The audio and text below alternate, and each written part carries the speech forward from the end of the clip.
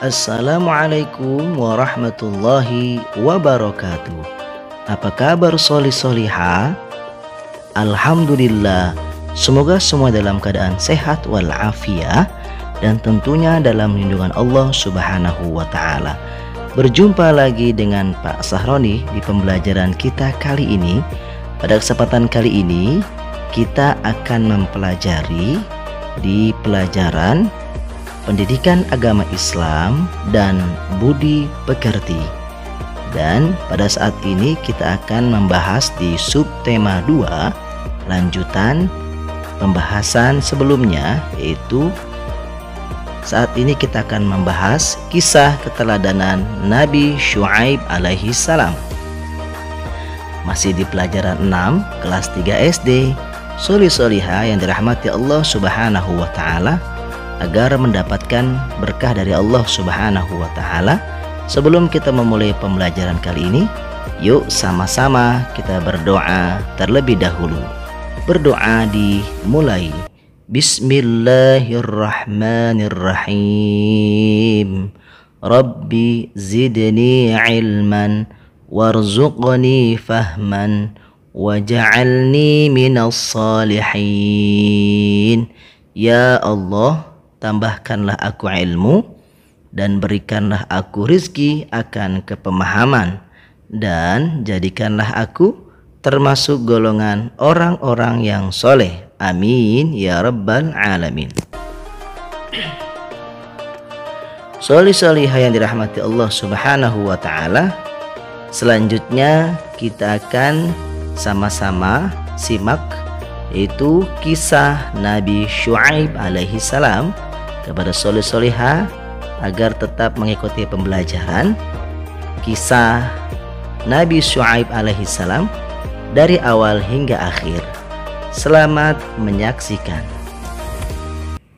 Kisah ini disebutkan beberapa kali dalam Al-Quran. Salah satunya pada surat Asy-Syu'ara ayat 176 hingga 191. Diceritakan bahwa pada zaman Nabi Syuaib ada suatu kaum yang lebih memilih menyembah pohon daripada beriman kepada Allah Subhanahu wa Ta'ala. Akibatnya Allah menurunkan azab berupa gempa bumi yang dahsyat menghancurkan kaum ini. Nabi Syuaib alaihi salam diperintahkan Allah untuk berdakwah kepada suatu kaum yang tinggal di daerah Madyan, sebuah kawasan di antara Hijaz dan Syam. Kaum ini terkenal dengan julukan Ashabul Aikah, yang memiliki arti penyembah pohon. Seperti yang disebutkan dalam Al-Quran, surat Asy-Syu'ara ayat 176. Penduduk Aikah telah mendustakan para nabi. Selain menyembah pohon, mereka juga menyembah berhala yang diyakini sebagai warisan para nenek moyang. Nabi Syuaib tak henti-hentinya mengajak kaum Aikah untuk meninggalkan sesembahan mereka yang tidak bisa memberi manfaat sedikit pun. Namun sayangnya mereka tetap pada keyakinannya. Wahai kaumku, sembahlah Allah SWT. Sesungguhnya tidak ada Tuhan sesembahan yang pantas bagimu selain Dia. Sebagian besar kaum Aikah berprofesi sebagai pedagang. Salah satu kebiasaan buruk kaum Aikah yang masih sangat sulit dihilangkan adalah suka mengurangi takaran timbangan. Ketika tiba musim panen, mereka membeli barang sebanyak-banyak dengan harga yang sangat murah untuk disimpan di gudang. Sebaliknya, saat datang musim paceklik, mereka akan mencekik pembeli dengan menaikkan barang dengan harga yang tinggi. Wahai penduduk Aikah, hentikanlah kebiasaan mengurangi hak orang lain dalam timbangan kalian. Sesungguhnya, perbuatan itu sangat dibenci oleh Allah. Padahal Allah SWT telah memberikan kalian kehidupan yang makmur. Seharusnya kalian mengucap syukur atas limpahan nikmat-Nya. Seperti yang disebutkan dalam Al-Quran, surat Hud ayat 85. Dan wahai kaumku, penuhilah takaran dan timbangan dengan adil. Dan janganlah kamu merugikan manusia terhadap hak-hak mereka. Dan jangan kamu membuat kejahatan di bumi dengan membuat kerusakan. Wahai Syuaib, apakah Tuhanmu yang menyuruhmu untuk melarang kami mengelola harta sesuai cara yang kami kehendaki? Wahai kaumku, aku hanya bermaksud untuk memperbaiki perbuatan keji kalian selama masih diberi kemampuan. Semua petunjuk yang aku ikuti hanya dari Allah.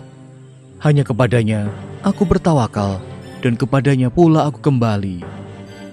Jadi, sekarang engkau juga menyuruh agar meninggalkan sesembahan para nenek moyang kami? Tidak semudah itu, wahai Syuaib. Wahai kaumku, sesungguhnya aku lebih khawatir kepada kalian. Jika kalian tetap tidak mau beriman kepada Allah, Allah akan menimpakan azab yang pedih. Ingatkah kalian siksaan yang ditimpakan Allah kepada kaum Nuh, Hud, Saleh, bahkan kaum Lut, nenek moyang kalian sendiri? Apa yang engkau bicarakan, wahai Syuaib? Itu hanya cerita dongeng pengantar tidur yang sulit kami percaya. Mendengar hal itu, Nabi Syuaib merasa sedih. Beliau terus memikirkan nasib kaumnya yang sangat sulit untuk diajak berbuat kebaikan.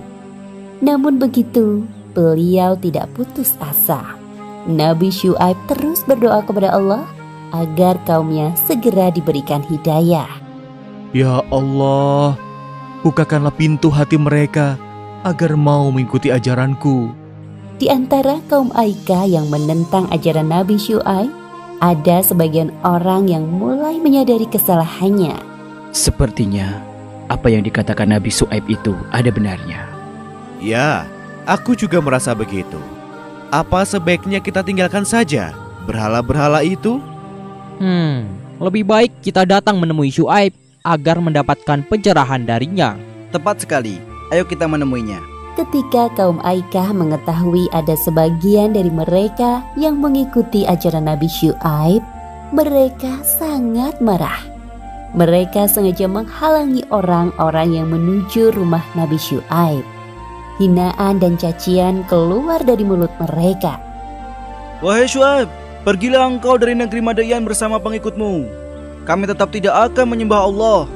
Jikalau benar engkau seorang Rasul, maka mintalah kepada Allah menurunkan azab itu. Hahaha. Kedengarannya sangat mustahil, bukan? Seperti yang disebutkan dalam Al-Quran, Surat Asy-Syu'ara ayat 187. Maka jatuhkanlah kepada kami gumpalan dari langit, jika engkau termasuk orang-orang yang benar. Perkataan itu menandakan kesombongan kaum Aikah. Mereka lupa bahwa Allah Maha Kuasa atas segala sesuatu. Sesungguhnya Allah SWT lebih mengetahui siapa yang berdusta dan azab bagi para pendusta. Wahai kaumku, sebelum terlambat, mohonlah ampunan kepada Allah, kemudian bertaubatlah. Sungguh, Allah SWT Maha Pengasih lagi Maha Penyayang. Kemudian Nabi Syuaib dan pengikutnya meninggalkan negeri Madian. Beberapa hari setelah kepergian Nabi Syuaib dan pengikutnya, terjadi keanehan di langit. Awan biru berubah menjadi hitam, bergulung-gulung dan bergerak perlahan menaungi negeri Madian. Awan hitam itu menimbulkan hawa panas yang menyengat sampai ke ubun-ubun. Kaum Aikah mengeluh kepanasan. Terdengar suara guntur menggelegar dan disusul dengan gempa yang dahsyat. Seperti yang disebutkan dalam Al-Quran Surat Al-A'raf ayat 91. Lalu datanglah gempa menimpa mereka, dan mereka pun mati bergelimpangan di dalam reruntuhan rumah mereka. Pada hari itu kaum Aikah mendapatkan siksaan yang sangat pedih. Sungguh janji Allah itu benar adanya. Demikianlah kisah Ashabul Aikah yang mendustakan Nabi Syuaib dan tidak percaya akan azab dari Allah. Beberapa pelajaran yang dapat kita ambil dari kisah ini, diantaranya, pertama, jangan suka berbuat curang. Contohnya dengan mengurangi takaran dalam timbangan, karena perbuatan tersebut termasuk bentuk pencurian. Kedua, jangan sekali-kali bersikap sombong, apalagi mengatakan hal-hal buruk yang dapat membuat Allah murka. Bisa jadi hal tersebut dikabulkan oleh Allah Subhanahu wa Ta'ala. Wallahu a'lam bishawab.